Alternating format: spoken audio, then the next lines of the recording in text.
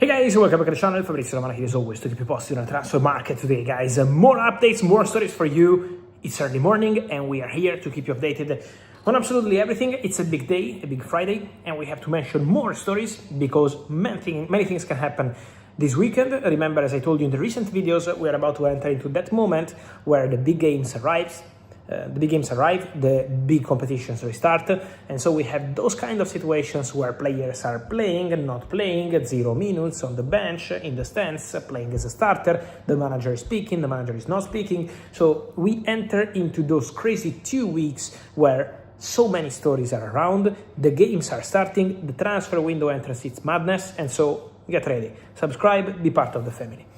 Today, guys, is Enzo Fernandez Day. I told you in the previous video that Manchester City have been in contact with Javier Pastore, the agent of Enzo Fernandez, basically during the whole day of Thursday. Still talking, still trying to understand the situation, still trying to understand if there can be a solution. Remember that Chelsea put the deadline at 5 p.m. UK time today, £120 million or nothing. So from Chelsea, a very clear position. At the same time, it's on Manchester City to decide today what they want to do. Something more to add on Enzo Fernandez. Chelsea made very clear in the recent conversations to the agents of the player and to the player himself that Chelsea will not make him available in the January transfer window. At least as of today, this is Chelsea's stance. Chelsea say, or you buy Enzo Fernandez today by 5 p.m. UK time, or Enzo Fernandez is going to stay at Chelsea for the whole season.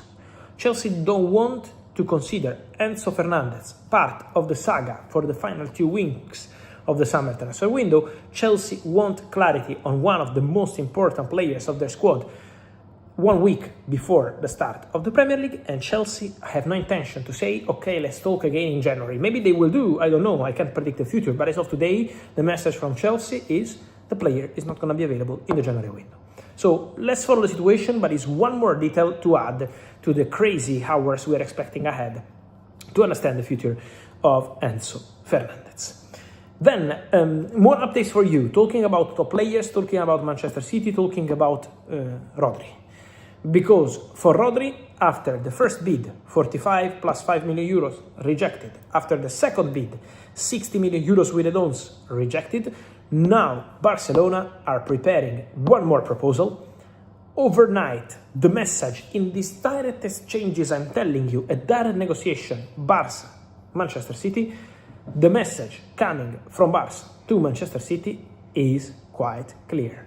And it's that they are ready to present a new bid, and they believe that with this bid, they can close the deal for Rodri. Barcelona remain very optimistic, very confident. I told you, Man City are asking 80, Barcelona reached 60 as a package. So now, halfway, around 70 million euros, the deal could be completed. So let's follow the situation, but Barcelona are prepared to return to the table, bid again, and try make the deal happen. Rodri made very clear to Manchester City that he will be super professional. In some images overnight, probably on my accounts, you saw Rodri traveling on a Ryanair flight, very humble, and going back to Manchester from Spain. He was in Spain, he was in Madrid, having some good time with his family, still on holiday. Then today, officially, Rodri should train with Manchester City, and so Rodri will always be a top professional. I think Rodri is one of the best examples of professionalism in football, and so for sure he's not going to create any problem to the club. But at the same time, Rodri, for the very first time, made clear to Manchester City that also for personal reasons he wants to go back to Spain. He has agreed terms with Barcelona, he wants to go to Barcelona. So now, Manchester City and Barcelona again in contact to try close the deal, let Rodri go back to Spain, in this case to Barcelona, and become a new Barca player. So let's wait for the next steps, but Barca are returning. New bid is coming, and the deal could be closed any moment. So stay tuned. On Manchester City, guys, not the whole word is Enzo Fernandez, because Manchester City are also working at the same time to close the deal for Bouaddi. The agreement with the player is done.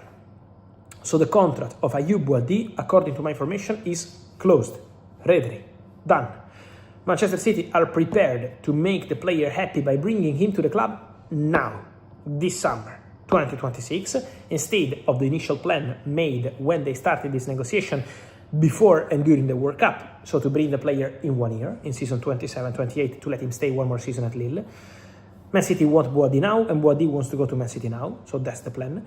Now, City and Lille in very advanced conversations to get Ayoub Bouaddi to the club immediately. So the deal is reaching its final stages. Then, more to mention on Barcelona, guys. For Julian Alvarez, I know that every single day I receive tons of messages on this story, but why I'm not telling you more?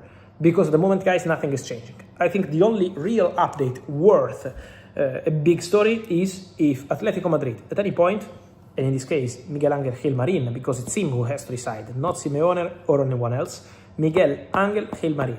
If he's gonna say, okay, let's open doors to Barcelona or any other club, I will be here and tell you. But as of today, Atletico Madrid don't want to sell the player to Barcelona. So Atletico Madrid maintain the doors closed. As of today, still no update.